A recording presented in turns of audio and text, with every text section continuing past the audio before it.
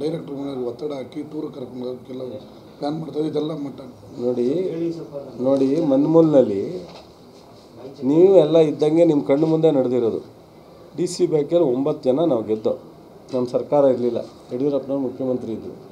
4 ಜನ JDSನವ್ರು ಗೆದ್ದಿದ್ರು. ನಮ್ಮ 3 ಜನನ 24 ಗಂಟೆಗೆ ದೇಶದಲ್ಲಿ ಎಲ್ಲರೂ ನೋಡಿದ್ರೆ ಡಿಸ್ಕ್ವಾಲಿಫೈ ಮಾಡಿದ್ರು. 24 ಅವರ್ಸು ನಾವು ಕೋರ್ಟ್ಗೆ ಹೋದ್ರೆ ಅದು ರಿವೋಕ್ ಆಗುತ್ತೆ. ಆದರೆ 11 ಗಂಟೆಗೆ ಎಲೆಕ್ಷನ್ನು 10ವರೆಗೆ ಅವ್ರಿಗೆ ನೋಟಿಸ್ ಸರ್ವ್ ಆಗುತ್ತೆ, ನೀವು ಡಿಸ್ಕ್ವಾಲಿಫಿಕೇಷನ್ ಆಗಿದ್ದೀವಿ ಅಂತ. ಎಷ್ಟು ಟೈಮು? 24 ಅವರ್ಸು. ನೆಕ್ಸ್ಟ್ ಡೇಗೆ ರಿವೋಕ್ ಮಾಡಿದ್ರು. ಕೋರ್ಟ್ಗೆ ಹೋದ್ರೂ ಆಲೇ ರಿವೋಕ್ ಆಗಿರುತ್ತಲ್ಲ, ಸುಮ್ಮನೆ ಆಗ್ಬೋದು. ಅಂಥ ಮಹಾನ್ ನಾಯಕ ನಮ್ಮ ಜಿಲ್ಲೆಯ ಅಪ್ರತಿಮ ನಾಯಕ ಪುಟ್ಟರಾಜವರು, ಅವರು ಎಂಥದೋ ಮಾತಾಡ್ತಾರೆ. ಹೆಂಗೆ ಮಾತಾಡ್ತಾರೆ ಅಂದರೆ ನನಗೆ ಗೊತ್ತೇ ಇಲ್ಲ. ಡೈರೆಕ್ಟ್ರು ಸರ್ಕಾರಿ ಒಬ್ಬ ಗೌರವಾನ್ವಿತ ಅಧಿಕಾರಿನ ನಮ್ಮ ಕಾರ್ಯಕರ್ತರು ಮತ್ತು ನಮ್ಮ ಮುಖಂಡರು ಅವ್ರು ಎಲ್ಲೆಲ್ಲಿ ಹಿಂದೆ ಹೋಗ್ತಾರೆ ಅಲ್ಲೇ ಹೋಗಿ ಅಡ್ಡಾಡಿಸಿ ಅನ್ನೋ ಥರ ಅರ್ಥ ಬರೋ ಮಾತಾಡ್ತಾರೆ. ಓಡಿಸ್ತಾರಂತೆ ಅಧಿಕಾರಿಗಳನ್ನ. ಅವರೇ ಓಡಿಸ್ಬೋದಲ್ಲ. ಏನೇನು ಸರ್ಕಾರಿ ನೌಕರಿಗಳು ಏನು ಹಾಕಾಗವ್ರೆ ಅವರು? ಓಡೋ ಅಂದಾಗೆಲ್ಲ ಓಡೋಕ್ಕೆ ಲಘುವಾಗಿ ಮಾತಾಡ್ತಾರೆ. ಅವರು ಒಬ್ಬರು ಮಾಜಿ ಸಂಸದರು, ಮಾಜಿ ಮಂತ್ರಿಗಳು, 3 ಬಾರಿ ಶಾಸಕರಾಗಿದ್ದರು. ಅವರಿಗೆ ಅದೇನು ಅವ್ರಿಗೆ ಕುಮಾರಸ್ವಾಮಿಗೆ ತೋರಿಸ್ಬೇಕೋ ಶೋನ ಅಥವಾ ಓಲೈಸೆ ರಾಜಕಾರಣ ಮಾಡ್ತಾರೋ?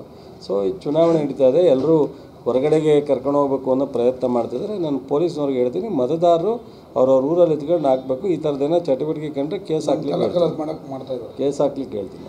SP ಅವ್ರಿಗೆ ಹೇಳ್ತೀನಿ, ಇದರಲ್ಲಿ ಯಾವುದೇ ಒಬ್ಬ ಮತದಾರರ ಮೇಲೆ ಒತ್ತಡ ಏರ್ತಕ್ಕಂಥದ್ದು, ಹೊರಗಡೆ ಕರ್ಕೊಂಡು ಹೋಗ್ತಕ್ಕಂಥದ್ದು, ಏನಾದ್ರು ಅವ್ರ ಮನಸ್ಸಿಗೆ ನೋವಾಗೋದು, ಕುಟುಂಬದ ಸಮಸ್ಯೆ ಥರದ್ದು ಮಾಡೋದಾದರೆ ಆ ಅಭ್ಯರ್ಥಿಗಳಲ್ಲಿ ಮಾಡ್ತಕ್ಕಂಥವ್ರ ಮೇಲೆ ಕ್ರಮ ಆಗಬೇಕಾಗತ್ತೆ. ನಾವು ಕಣ್ಣು ಮುಚ್ಕೊಂಡು ಕೂತ್ಕೊಳ್ಳಿಕ್ಕಾಗಲ್ಲ. ಚುನಾವಣೆ ಟ್ರಾನ್ಸ್ಪರೆನ್ಸಿ ಆಗಿ ನಡೀಲಿ. ಸೊ ಗೆಲ್ಲಿ, ಯಾರು ಬೇಕಾದ್ರೂ ಗೆಲ್ಲಿ, ನಾವೇನು ಅದಕ್ಕೇನು ಬೇಜಾರೇನಿಲ್ಲ.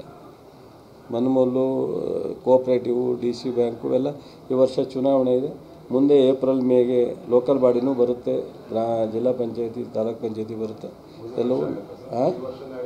ನಾವು ಈಗ ಸರ್ಕಾರ ಕೋರ್ಟ್ಗೆ ಅಪ್ಡೇಟ್ ಕೊಟ್ಬಿಟ್ಟಿದ್ದೀವಿ, ಚುನಾವಣೆ ಮಾಡೋಕ್ಕೆ ನಾವು ರೆಡಿ ಇದ್ದೀವಿ ಅಂತ.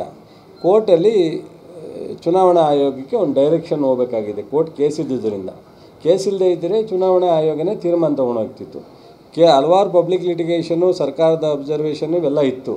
ಈಗ ನಾವು ರೆಡಿ ಇದ್ದೀವಿ ಅಂತ ನಾವು ಲೆಟ್ರ್ ಬರೆದ ಮೇಲೆ ಈಗ ಉಳಿದಿರ್ತಕ್ಕಂಥದ್ದು ಪಬ್ಲಿಕ್ ಲಿಟಿಗೇಷನ್ ಏನಿದೆ ಅದ್ರ ಮೇಲೆ ಇಯರ್ ಮಾಡಿ ಇವಾಗ ಎಲೆಕ್ಷನ್ ಕಮಿಷನ್ಗೆ ಒಂದು ಡೈರೆಕ್ಷನ್ ಇಶ್ಯೂ ಆಗಬೇಕು ಹೈಕೋರ್ಟಿಂದ. ಅದು ಬಹುಶಃ ನಾವು ನಿರೀಕ್ಷೆ ಮಾಡ್ತಾಯಿದ್ದೀವಿ, ಏಪ್ರಿಲ್ ಮೇನಲ್ಲಿ ನಾವು ಎಲೆಕ್ಷನ್ ಮಾಡ್ತೀವಿ. ಅಷ್ಟರೊಳಗಡೆ ಅವರು ಮುಂದಿನ ತಿಂಗಳ ಒಳಗಡೆ ಏನಾದ್ರು ಡೈರೆಕ್ಷನ್ ಆಯೋಗಕ್ಕೆ ಬಂದರೆ, ಆಯೋಗ ನಾವು ಚುನಾವಣೆ ಮಾಡೋಕ್ಕೆ ರೆಡಿ ಇದ್ದೀವಿ ಅಂದರೆ, ಸೊ ಎಕ್ಸಾಮ್ ಎಲ್ಲ ಮುಗಿದ ಮೇಲೆ ಮಾರ್ಚ್ ಏಪ್ರಿಲಲ್ಲಿ ಮಕ್ಕಳುಗಳ ಎಕ್ಸಾಮ್ ಮುಗಿದ ಮೇಲೆ ಮೇನಲ್ಲಿ ಚುನಾವಣೆ ಮಾಡೋಕ್ಕೆ ರೆಡಿ ಇದ್ದೀವಿ ಅಂತ ನಮ್ಮ ಮುಖ್ಯಮಂತ್ರಿಗಳು ಆಲ್ರೆಡಿ ಹೇಳಾಗಿದೆ. ತಾಲೂಕು ಮಂದಿ